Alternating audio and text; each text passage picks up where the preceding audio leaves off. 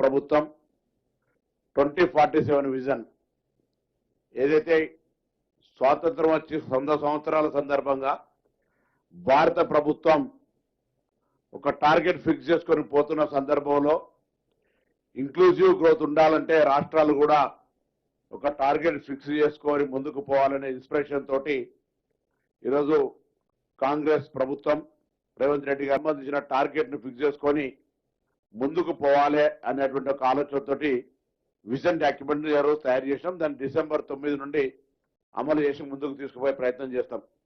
ఇందుకు సంబంధించి కొంత ఇండస్ట్రియల్ సైడ్ కానీ ఎకనామిక్స్ సంబంధించినటువంటి ఇష్యూస్ లో ఉన్నటువంటి అనుభవజ్ఞులను కానీ ఇతరత్ర అందరూ కూడా ఇందులో సలహా మండలి ఏర్పాటు చేసుకొని గ్రోత్ను ఏ విధంగా మనం వేగవంతం చేసుకోవాలి. ఎందుకంటే నార్మల్ గా తెలంగాణ రాష్ట్రం ఏర్పడిన నాటి నుంచి ఇవాళకి చూస్తేనే ఇప్పుడు తెలంగాణ ఆర్థిక పరిస్థితి $200 బిలియన్ తో ఉంది. దేశం మొత్తంలో అందుకు సంబంధించి అమెరికా ఒక్కటే దాదాపు 30 ట్రిలియన్స్ తోటి ఈరోజు నెంబర్ 1 స్థానంలో, చైనా దాని తదుపరి 14 ట్రిలియన్స్ తోటి ఉన్నటువంటి సందర్భంలో ఈరోజు భారతదేశం కూడా పోటీ పడే సందర్భంలో దానికి అనుగుణంగా తెలంగాణ గ్రోత్ ఉండాలి అనేటువంటి ఆలోచనతోటి 2047 విజన్ తీసుకొని అన్ని రంగాలు మంత్రిత్వ శాఖల ద్వారా వచ్చేటువంటి సమాచారం కావచ్చు, అప్గ్రేడేషన్స్ కావచ్చు, రెవెన్యూ సోర్సెస్ కావచ్చు, టూరిజం కావచ్చు, ఇతరత్ర అన్ని 600, 700, 500 బిలియన్లకు వెళ్తుండొచ్చు. కానీ $1 ట్రిలియన్ పోవాలనే టార్గెట్ పెట్టుకొని రేవంత్ రెడ్డి గారి ఆలోచన, కాంగ్రెస్ ప్రభుత్వం ఆలోచన, కేబినెట్ ఆలోచన ప్రకారంగా ఇలా నిర్ణయం తీసుకోవడం జరిగింది. అదేవిధంగా ఈరోజు తెలంగాణ ప్రభుత్వం ముందు నుంచి కూడా విద్యకు సంబంధించి ఒక ప్రత్యేకమైన ప్రాధాన్యత ఇస్తా ఉంది.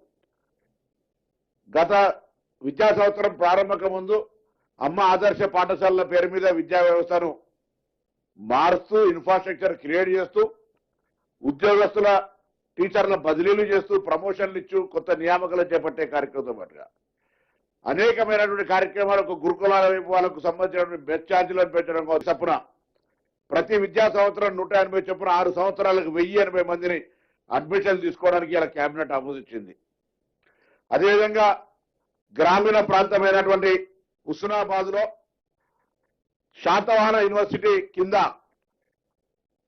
4 కోర్సులకు గాను 60 చొప్పున 240 అడ్మిషన్లు ఈసీఈ, అదేవిధంగా కంప్యూటర్ సైన్స్, ఐటీ, అదేవిధంగా ఆర్టిఫిషియల్ ఇంటెలిజెన్స్. దాంతో పాటుగా కరీంనగర్ హెడ్ క్వార్టర్లో ఉన్నటువంటి శాతవాహనం జరిగింది కాదు. ఎందుకంటే 10 సంవత్సరాలుగా యూనివర్సిటీలు నిర్వీర్యం అయిపోయి ఒక కొత్త విద్యా సంస్థ రానటువంటి పరిస్థితులలో, కనీసం వైస్ ఛాన్సలర్ నియమించుకోలేనటువంటి పరిస్థితులలో ఆనాడు శాతవాహన యూనివర్సిటీ 200 ఎకరాల్లో మా ప్రభుత్వ హయాంలో జరిగింది అన్నాడు రాజశేఖర రెడ్డి గారు ముఖ్యమంత్రిగా ఉన్ననాడు.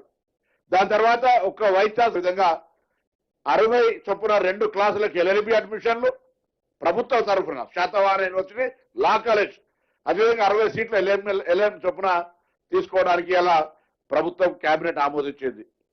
దీంతో పాటుగా ఇంకొక వైద్య రంగానికి సంబంధించి పద్మశ్రీ అవార్డు గ్రహీత మనకి ఇప్పటికే ఎంఎన్జే హాస్పిటల్కి సంబంధించిన ఇన్ఫ్రాస్ట్రక్చర్ రాష్ట్ర వ్యాప్తంగా దేశవ్యాప్తంగా క్యాన్సర్ పేషెంట్స్ పెరుగుతున్న సందర్భంగా మనకు ఒక క్యాన్సర్ పేషెంట్లకు సంబంధించి పద్మశ్రీ అవార్డుగా ప్రపంచ ప్రఖ్యాత అయినటువంటి నోరి దత్తాత్రేయ గారిని అదేవిధంగా రాష్ట్ర స్థాయిలో ఉన్నటువంటి ఎంఎన్జే హాస్పిటల్తో పాటుగా, ఎందుకంటే వారి గతంలో బస్సు తారం కావచ్చు లేదా ప్రపంచవ్యాప్తంగా దేశవ్యాప్తంగా అనేకమైనటువంటి సలహా సూచనలు అనుభవం ఉన్నటువంటి వ్యక్తిగా వారిని ఈరోజు తెలంగాణ ప్రభుత్వం క్యాన్సర్ నివారణకు తీసుకోవాల్సిన చర్యలు, ప్రభుత్వానికి మార్గదర్శకత్వం ఇవ్వడానికి సంబంధించి Telangana cancer prevention and then treatment అనేటువంటి కాన్సెప్ట్ లోపల వారిని అడ్వైజర్ గా నియమించుకుంది. అందులో భాగంగా ఇప్పటికే ఎంఎన్జీ హాస్పిటల్ ఏదైతే ఉందో దాని అప్గ్రేడేషన్ కావచ్చు, స్టాఫ్ రిక్రూట్మెంట్ కి ఆమోదం చెప్పడం కావచ్చు, ప్రభుత్వం ఆ పెరుగుతున్నటువంటి